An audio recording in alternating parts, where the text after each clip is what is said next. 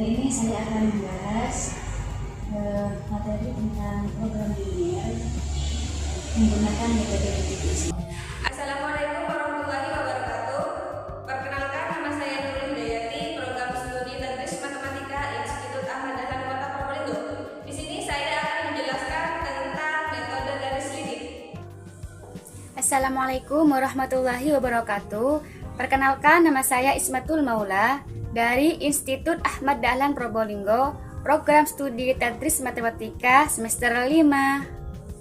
Di sini saya akan membuat video tugas UTS mata kuliah program linier. Materi yang saya akan bahas adalah metode gradien. Assalamualaikum warahmatullahi wabarakatuh. Perkenalkan, nama saya Wati Mujana, program studi Tadris Matematika. Di sini saya akan menjelaskan tentang contoh soal integer programming. Assalamualaikum warahmatullahi wabarakatuh. Saya Ayu Landari. Di sini saya akan menjelaskan soal program linier menggunakan metode simplex. Pertama, metode titik uji. Berikut contoh soal gunakan metode titik uji untuk menentukan nilai maksimum dari persamaan berikut. Z sama dengan 15.000x ditambah 10.000y. Kendala 50x ditambah 20y kurang dari sama dengan 500. 40x ditambah 40y kurang dari sama dengan 400. X lebih besar dari sama dengan 0 dan Y lebih besar dari sama dengan 0. Langkah yang pertama, kita coba cari titik potong dari kendala yang pertama, yaitu 50x ditambah 20y sama dengan 500. Jika x-nya 0, kita tutup, maka y-nya 25. Kemudian jika y-nya 0, kita tutup, maka x-nya adalah 10. Kemudian dari kendala yang kedua, 40x ditambah 40y sama dengan 400. Jika x-nya 0, maka y-nya 10. Kemudian jika y-nya 0, maka x-nya 10. Nah, setelah kita menemukan titik potong dari kedua kendala tersebut, kita masukkan ke dalam grafik. Yang pertama ada titik 0,25, yaitu 0 pada x, kemudian 25 pada y. Yang kedua titik 10,0, yaitu 10 pada x, kemudian 0 pada y. Titik yang ketiga 0. Sebelum itu kita tarik garis dari kedua titik tersebut. Nah, seperti ini. Kemudian titik 0,10, 0 pada x, kemudian 10 pada y. Yang terakhir titik 10,0, 10 pada x, 0 pada y. Kita tarik garis seperti tadi, sama seperti ini. Nah, kemudian setelah kita meletakkan titik pada grafik, kita cari daerah visible. Nah, cara mencari daerah visible, kita arsir. Nah, jika tanda pertidaksamaannya itu kurang dari, maka kita arsir ke bawah.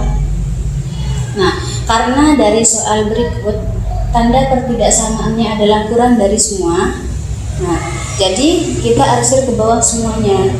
Nah, daerah yang terkena arsiran 2 kali ini disebut daerah visible. Nah, kemudian kita menemukan 3 titik dari daerah visible tadi.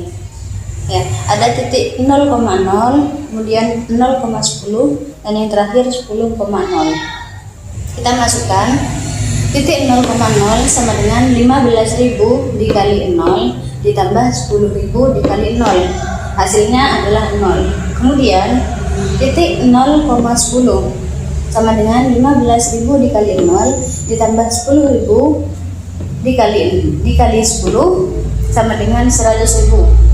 Yang terakhir titik 10,0, yaitu 15.000 dikali 10 ditambah 10.000 dikali 0 hasilnya sama dengan 150.000. Nah, dari ketiga titik tersebut kita dapat menentukan nilai maksimum dari ketiga titik tersebut adalah 150.000, yaitu pada titik 10,0. Kedua, metode garis selidik. Ada soal kita harus menentukan nilai optimum, yaitu menentukan nilai maksimum dan minimum dari Z sama dengan 2x plus 5y, 3x plus y kurang dari sama dengan 15, x plus 2y kurang dari sama dengan 10, x lebih besar sama dengan 0, dan y lebih besar sama dengan 0. Nah, kita sebut tiga ini sebagai kendala. Langkah pertama, kita harus mencari titik pojok. Caranya, kita tulis kendala yang pertama, yaitu 3x plus y sama dengan 15. Jika x-nya sama dengan 0, maka y-nya sama dengan 15. Jika y-nya sama dengan 0, maka 15 dibagi 3 sama dengan 5. Maka nilai x-nya di sini 5. Kendala yang kedua, x plus 2y sama dengan 10. Jika x-nya sama dengan 0, kita tutupi. Jika x-nya sama dengan 0, 10 dibagi 2, berarti y-nya 5. Jika y-nya 0, kita tutup y-nya. Jika y-nya 0, maka x-nya sama dengan 10. Maka titik pojok di sini x, y, berarti 0,15, di sini 5,0, dan di kendala yang kedua titik pojoknya 0,5 dan 10,0. Kemudian kita mencari titik potong menggunakan metode eliminasi substitusi. Kita gunakan kendala yang pertama dan kedua.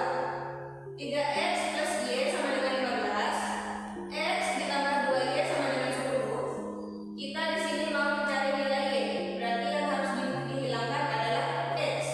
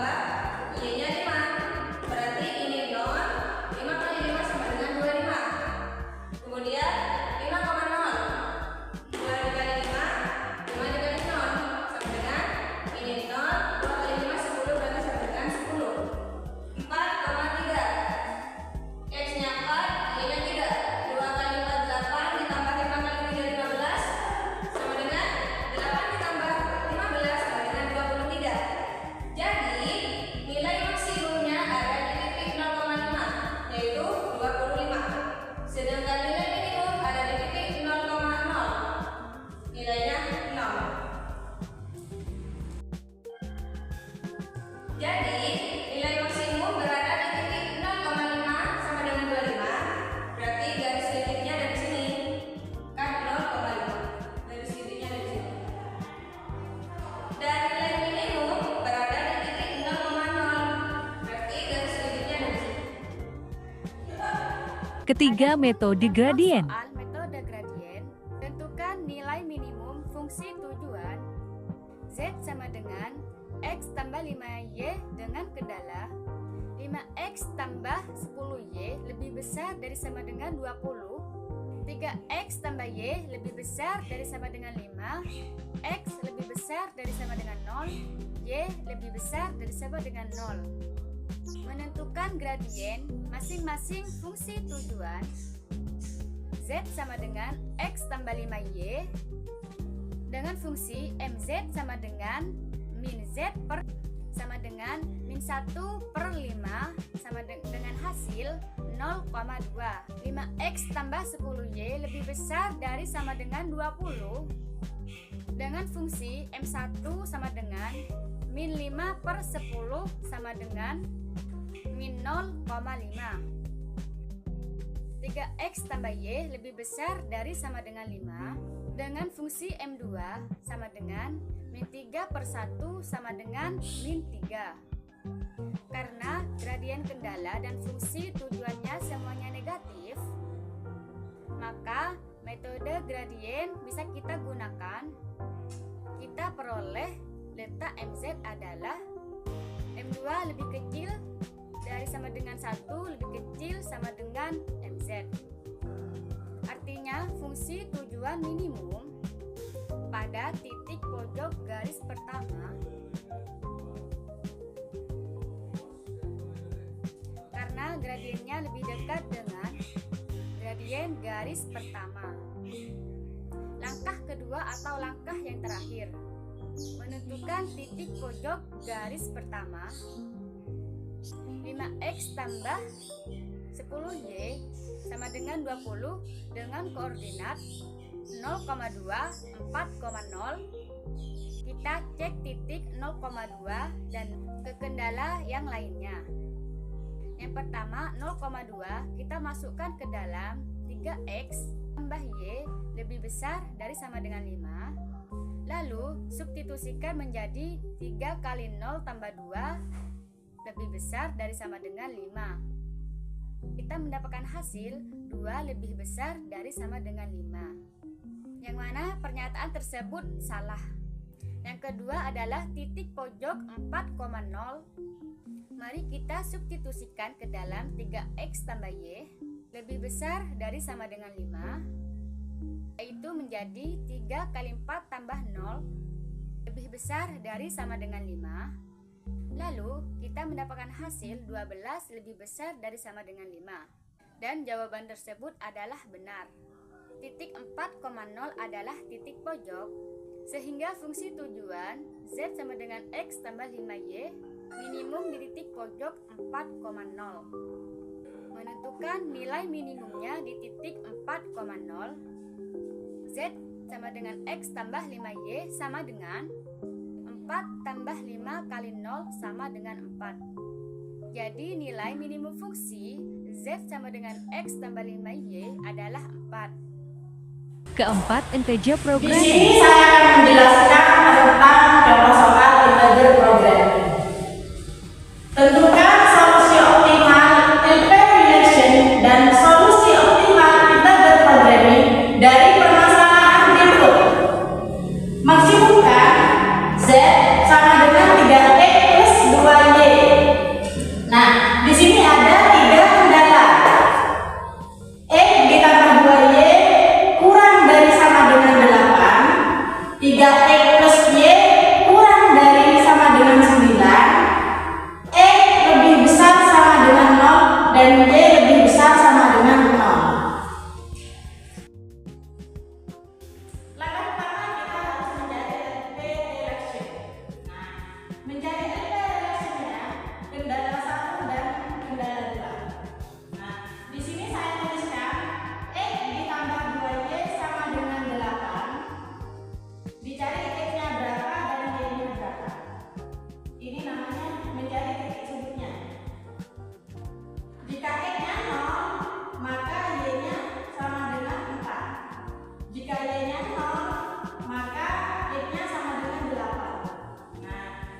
kendala yang kedua di sini ada 3X ditambah Y sama dengan 9. Nah, X-nya 0, X-nya 0 berarti Y-nya 9. Y-nya 0 berarti X-nya sama dengan 9/3 yaitu 3. Nah, kita gambarkan grafiknya di sini. Dari titik-titik ini. Ini titiknya ketemu 0,4, ini 8,0, ini 0,9 dan ini 3,0. Nah, di sini kita mencari atau menggambar grafiknya.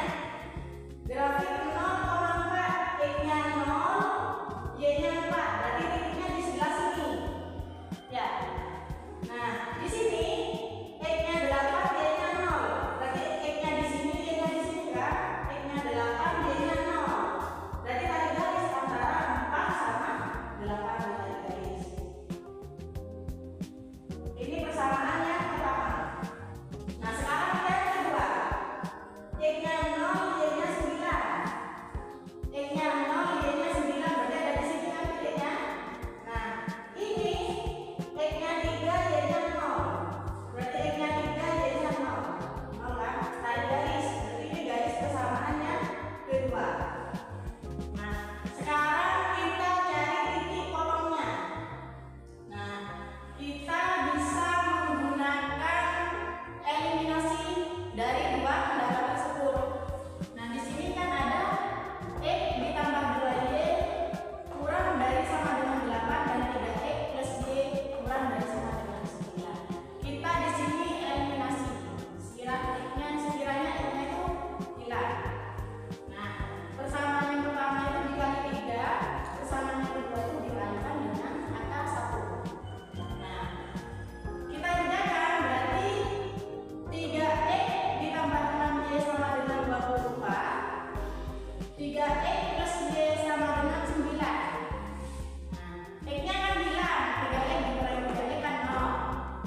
6Y dikurangi Y sama dengan 5Y. 24 dikurangi 9 sama dengan 15. Nah, di sini Y-nya sudah ketemu, Y-nya itu 3. 3 itu adalah bilangan bulat.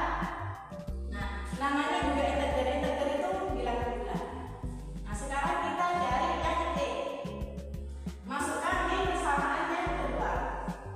X ditambah 2Y sama dengan 8. X-nya dikali ditambah 2 dikali Y-nya kan tadi ketemu 3. 2 dikali 3 sama dengan 8. Berarti X-nya itu ketemu 8 dikurangi 6 berapa? Berarti X-nya itu sama dengan 2. 2 itu bilangan bulat. Nah, di sini kita mencari titik-titik variabelnya. Di sini ada 3 titik untuk mencari nilai maksimalnya. Nah, di sini ada titik 0,4. Ini kan variabel yang ini. Nah, ini daerah variabelnya. Nah, ini daerah variabelnya. Nah, kita tentukan titik variabelnya itu hasilnya berapa. Nanti kan ketemu nilai maksimum sama minimumnya. Di sini ada 0,4. Berarti dimasukkan ke persamaan yang pertama tadi, ke Z-nya tadi. Berarti X sama Y-nya itu diganti 0 sama 4. Nah, 3X plus 2Y sama dengan 3 kali 0 ditambah 2 kali 4. Berarti 8.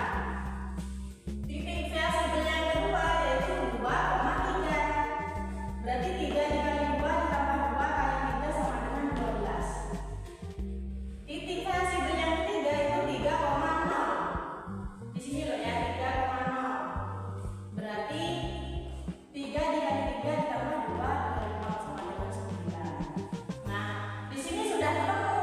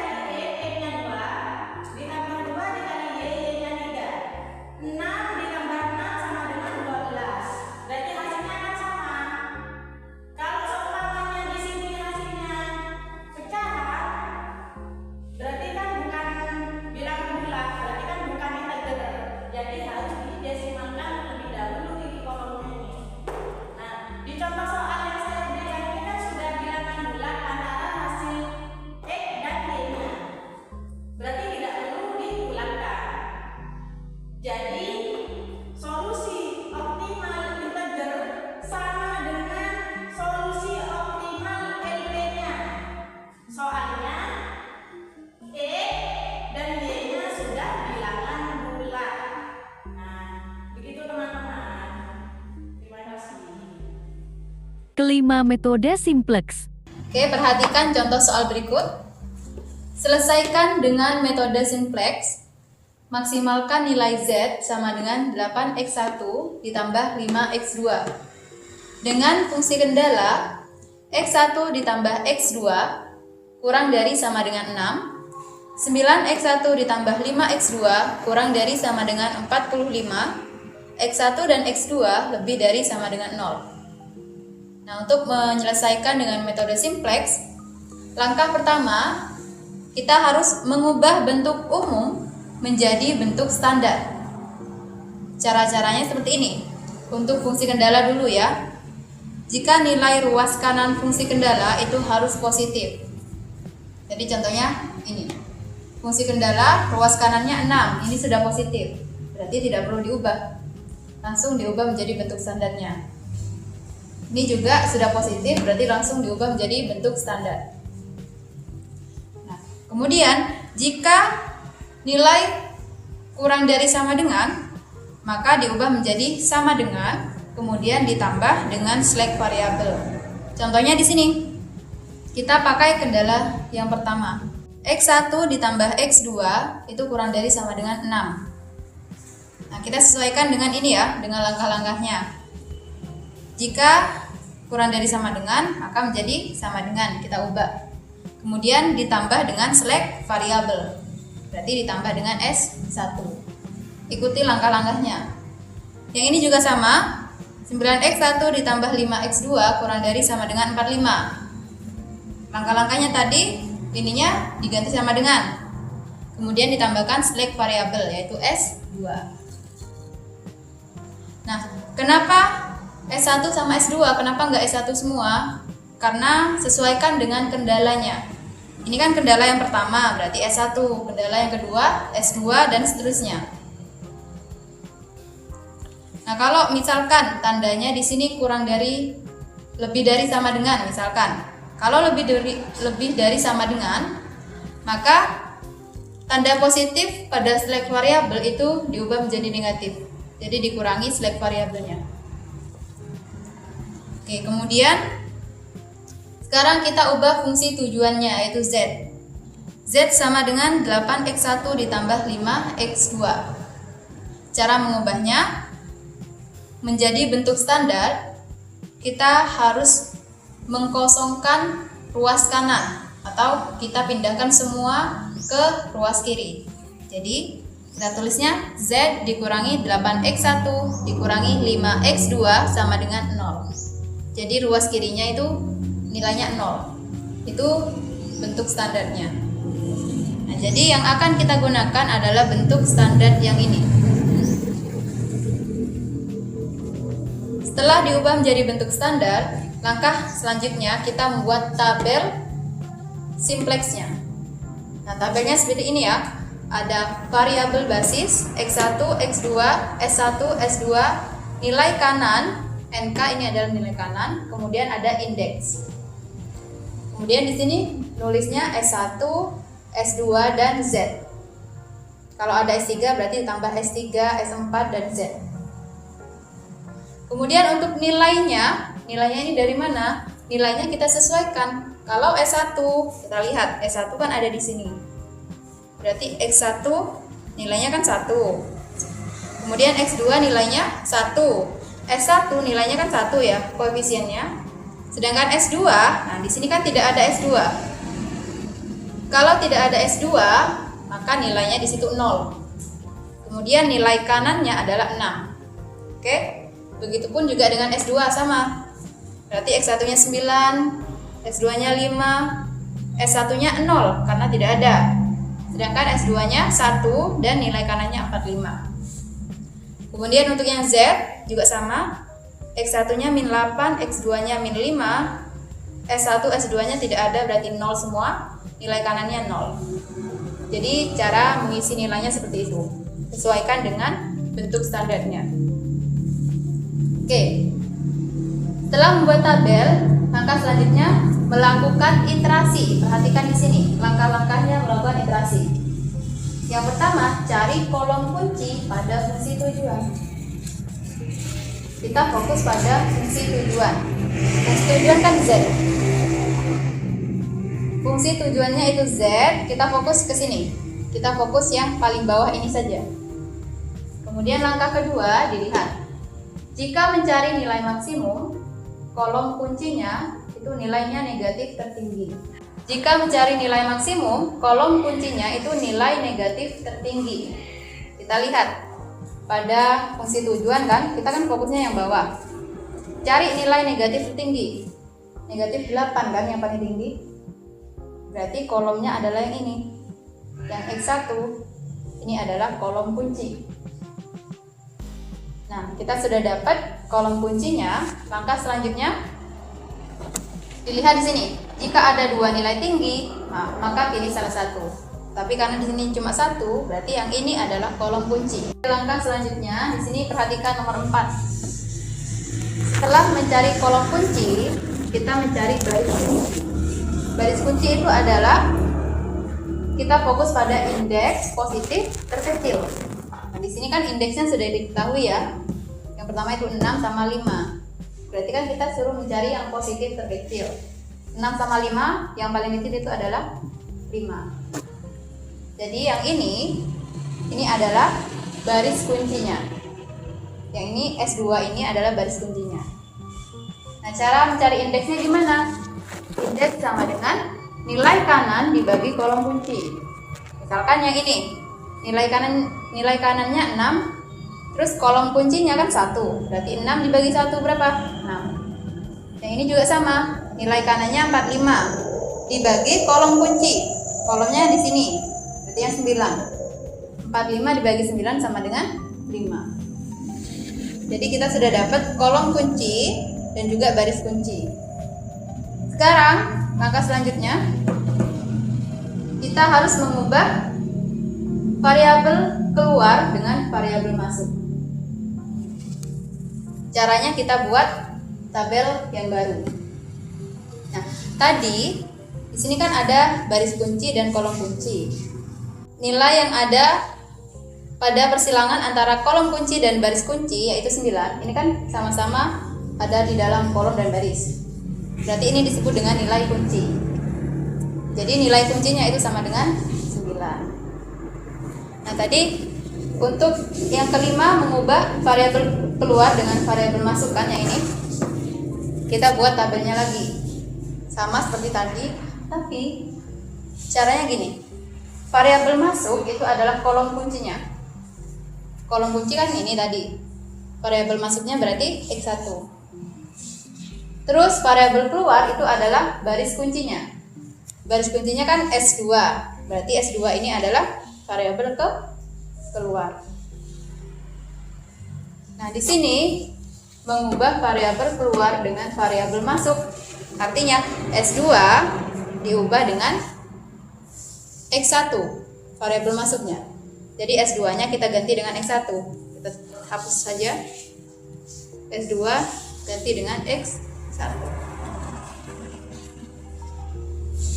Setelah itu, langkah selanjutnya di sini mencari nilai baru pada baris kunci. Baris kuncinya yang tadi kan yang ini ya. Baris kunci yang awal itu kan X1. X1 kita cari nilai yang baru. Caranya gimana? Di situ dengan membagi masing-masing nilai dengan nilai kunci. Misalkan kita tulis di sini saja. X1 kita cari X1 yang ini. Kan tadi awalnya X1 kan S2. Kita tulis. S2 yang lama berapa nilainya? 9 5 0 1 4 5. Kita ambil yang lama dulu, kemudian dibagi dengan nilai kuncinya. Nilai kuncinya berapa? 9 kan? Berarti ini dibagi 9. 9 bagi 9 itu 1, 5 bagi 9, 5 per 9, 0 bagi 9 itu 0, 1 dibagi 9 berarti 1 per 9, 4, 5 dibagi 9 itu 5. Nah, dilihat di sini, ini kan sama, 1, 5 per 9, 0, 1 per 9, dan 5. Jadi caranya kayak gitu. Nah, kemudian untuk yang lain ini gimana cara mencarinya? Cara mencarinya di langkah selanjutnya. Nomor 7. Cari nilai baru pada baris yang lain. Caranya, nilai lama dikurangi dengan nilai baru baris kunci, kemudian dikalikan dengan kolom kunci. Misalkan, kita ambil satu contoh aja yang S1.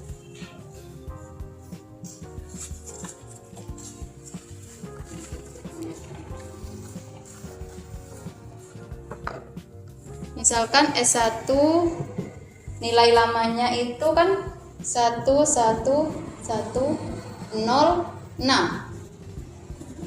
Kan dikurangi ya, dikurangi nilai baru baris kunci. Nilai baru yang kita temukan kan ini tadi. Kita tulis 15/9, 1/9, 5. Nah, nilai barunya itu harus dikalikan dengan kolom kunci. Kolom kunci pada S1 kita lihat yang tadi. Kolom kunci pada S1 ini berapa? Kan 1. Berarti dikalikan dengan 1.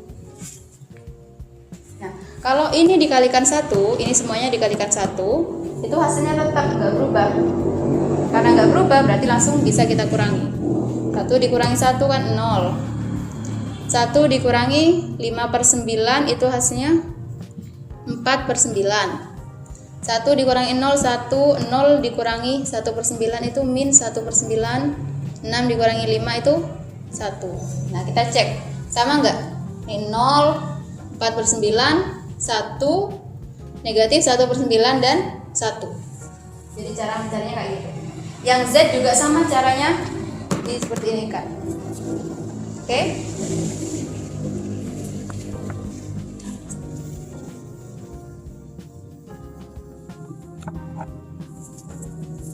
Oke, kemudian karena nilai-nilainya sudah kita peroleh di sini, langkah selanjutnya kita melakukan penentuan solusi optimal. Lakukan penentuan solusi optimal. Ada kriterianya. Yang pertama, itu kita harus melihat nilai fungsi tujuan. Ingat, fungsi tujuan itu Z, berarti kita cuma lihat yang bawah aja. Yang ini aja. Kemudian yang kedua, kalau ditanya maksimum, maka itu akan optimal jika koefisiennya positif atau 0. Dilihat ya. Ini kalau positif atau 0, maka itu sudah optimum. Yang ketiga, jika tidak terpenuhi, kembali ke langkah 1. Kita lihat di Z-nya, fungsi tujuannya. Apakah semuanya sudah positif dan 0? Tidak. Di sini masih ada yang negatif. Karena masih ada yang negatif, berarti tabel ini itu tidak optimal. Maka kita harus mencari lagi dari langkah pertama. Jadi langkahnya kita iterasi lagi seperti ini. Kita dari langkah pertama yaitu cari kolom kuncinya lagi. Caranya gimana tadi kolom kunci? Kolom kunci itu kita lihat di Z. Situ ya, pada fungsi tujuan. Cari kunci. Mencari nilai kunci pada kolom kunci pada maksimum itu nilai negatif tertinggi. Negatifnya kan ini. Berarti kan ini adalah kolom kunci. Setelah kolom kunci kita cari baris kunci. Caranya dari indeks. Indeks yang mana? Indeks positif terkecil. Indeks positif terkecil kan ini 9/4.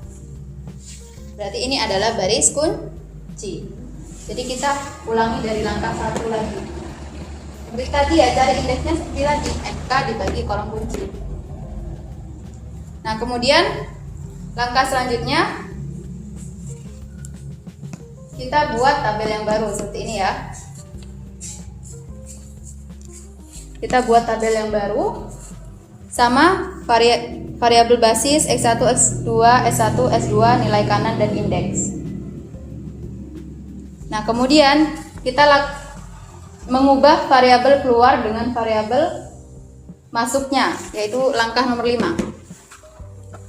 Kita lihat variabel masuk itu adalah kolom kunci, berarti yang ini. Kan kolom kuncinya X2, berarti ini variabel masuk. Terus variabel keluarnya itu adalah baris kunci. Baris kuncinya kan S1. Berarti ini adalah variabel keluar. Maaf, di sini S2-nya kan sudah diganti ya dengan S1. Kita tulis X1. Terus S1 kita ganti dengan X2.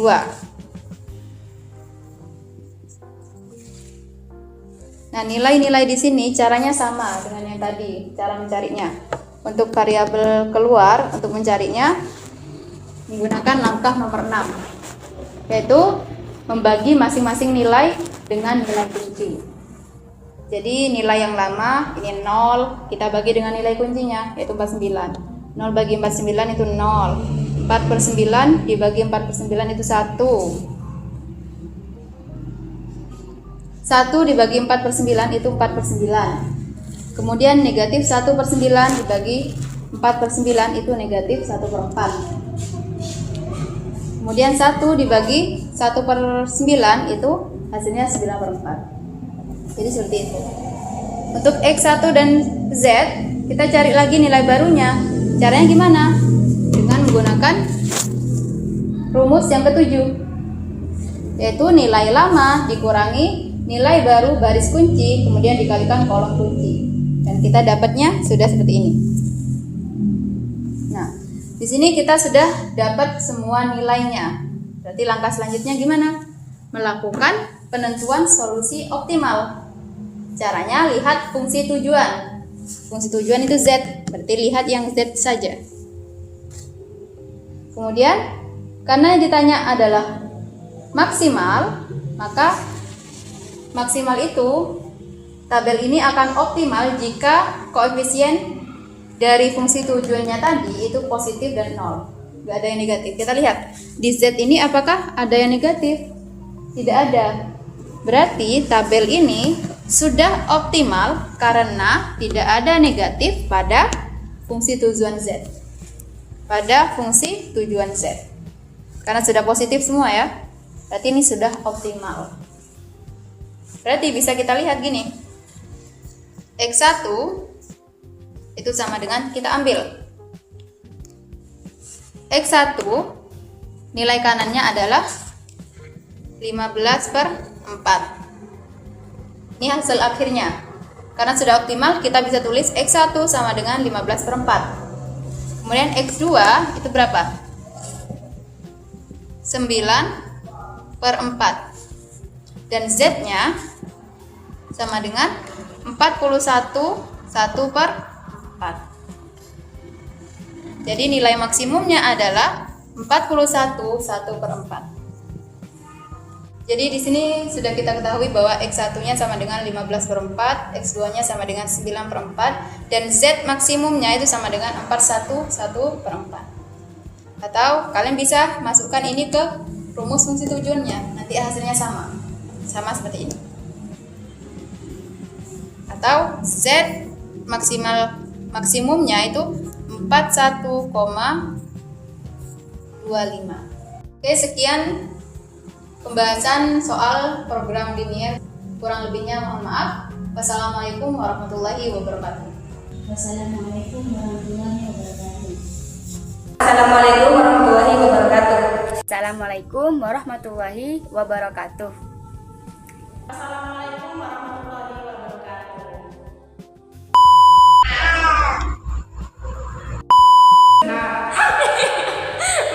Maafan lah. Mbak Hinda sekian lah.